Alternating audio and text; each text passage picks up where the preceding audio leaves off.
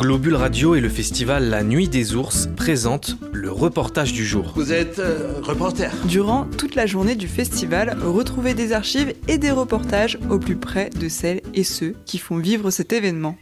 Un festival écologique, est-ce que c'est possible ? C'est à cette question que la vingtaine de participants au débat Restés vivants du festival La Nuit des Ours ont tenté de répondre. Parmi eux, des petits festivals, mais également des grandes structures comme l'Ultra Trail du Mont Blanc ou le Marathon du Mont Blanc. Steve Chambové, coordinateur du Festival des 5 continents à Martigny, en Suisse, était également présent pour ces échanges. Il y a l'intérêt de comprendre ce qui se fait ailleurs pour apprendre. Et puis il y a aussi transmettre une expérience qu'on a. En fait, on a beaucoup parlé de collectif, puis je pense qu'on est des pionniers dans un futur changement.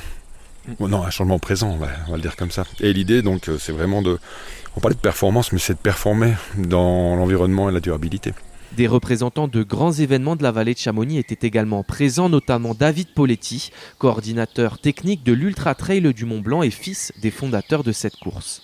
Pour lui, ces moments d'échange et de discussion sont bénéfiques pour tout le monde. De toute façon, l'écologie, ça a été mentionné pendant le tour de table, c'est quelque chose qui est très mouvant. Je suis très attaché à certaines valeurs, je suis conscient de certains paradoxes ou de certaines contradictions qu'on peut avoir et les éléments sur lesquels il faut qu'on continue à progresser.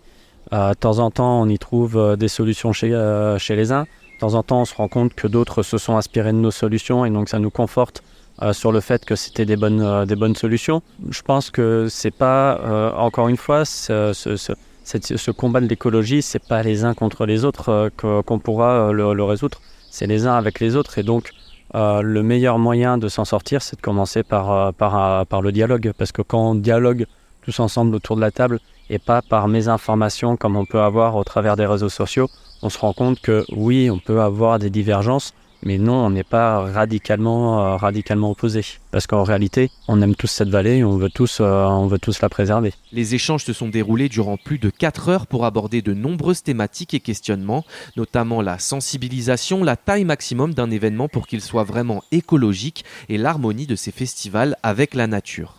Clio Di Giovanni, secrétaire du festival féministe Une à Chamonix, croit dans le rôle et l'obligation pour les organisateurs de montrer la voie. Pour nous, c'est important de participer à cet événement parce qu'on est déjà habitant de Chamonix, donc rien qu'en tant que citoyen de Chamonix.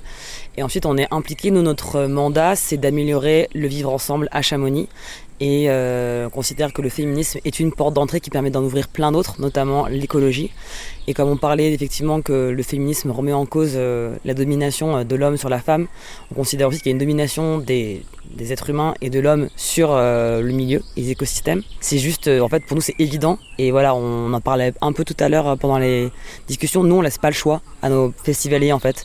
On propose de la nourriture végétarienne parce qu'on ne communique pas dessus que c'est uniquement végétarien. On dit, ça, c'est la nourriture et c'est comme ça, en fait. Et nous, c'est la position qu'on prend. On s'est dit, en fait, le monde dans lequel on veut vivre, c'est comme ça. Et donc, il n'y a pas de choix.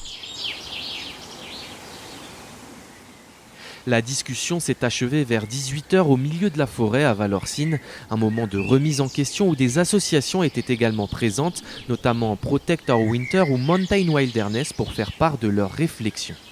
Tous les participants et participantes se sont promis d'autres moments d'échange comme celui-ci pour poursuivre ces introspections et construire des événements réellement écologiques dans la vallée. Retrouvez tous nos reportages sur le 90.5 FM durant toute la durée du festival La Nuit des Ours et sur notre site web globule.chamonix.radio.